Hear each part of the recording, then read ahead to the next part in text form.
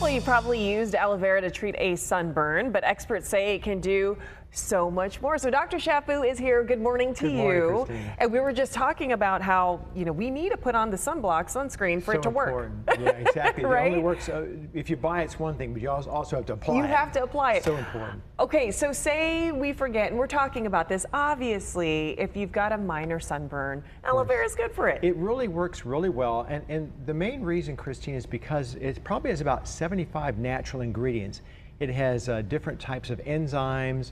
It also has all kinds of vitamins that are associated with it, and so it has that combination of anti-inflammatory type of factors. So it reduces swelling, reduces the pain that we can see with superficial sunburns. Well, what about, so you said anti-inflammatory, what about like acne? So people are beginning to start looking at using it along with their average acne products. So you probably won't replace the acne treatments that doctors recommend, but there was one recent clinical study where they looked at using Retin-A products with acne alone versus adding aloe vera, and they seemed to see fewer outbreaks, fewer redness, fewer areas of swelling, which kind of makes sense if we're using something that has anti-inflammatory benefits.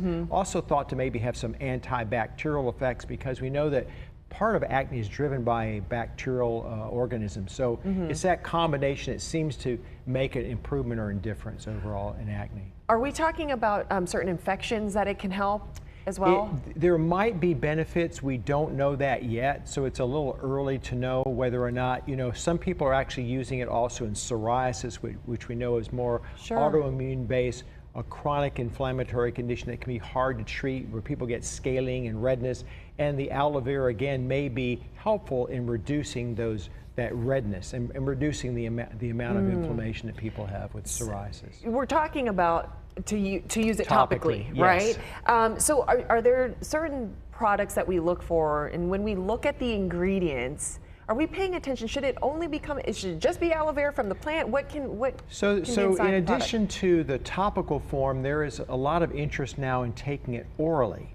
And there is an oral preparations, either the leaf, there's also an extract called aloe latex, which is a yellow extract. And there's some interest in it now being used in diabetics, the thought being that perhaps it reduces damage to the pancreatic cells that make insulin. There is a lot of interest in it being used for irritable bowel syndrome because, again, of this irritable effects. And so there's still a lot of work and research that needs to be done, but there's a lot of interest. I think what's a really important take-home message is these are not really science-based studies. These are more anecdotal, and there are potential side effects with taking oral aloe vera. If we're taking a very high dose, there can be damage to the kidneys, which obviously we really want to avoid. And we're not really sure, but there are definitely some drug-to-drug interactions of aloe vera. So if people are taking blood thinners like Coumadin, if they're on digoxin, which is a heart medication, they're taking various other types of anti-inflammatory medications, we want to really be careful about using aloe vera because it can potentiate or worsen the side effects of those drugs. So check with your doctor first. Always best, yes. But we're not talking about aloe vera juice. Well, we're talking about either the tea, the extract, the juice, or a combination of those. Taken orally. Okay, so as long as you're taking it orally, just check with your doctor. Yes. And how much, when we're going back to topically speaking, how much should we actually use? So we probably should be using it only relatively sparingly to the area that's involved, and probably not more than 3 to 4 times a day. If we've got larger areas, we want to be cautious because many of these products have other agents in them, like they'll have local anesthetics, and we can see toxicity if too much of it is used over too large of an area. And certainly in children, we have to be very careful because the margin of error is much smaller in a child than an adult. Oh boy. So here's my take on it. Wear sunblock. Yes. Wear sunscreen so you're not having to lather it on, because I've seen the burned backs and I'm just like, oh, and yes, okay, it's very concerning.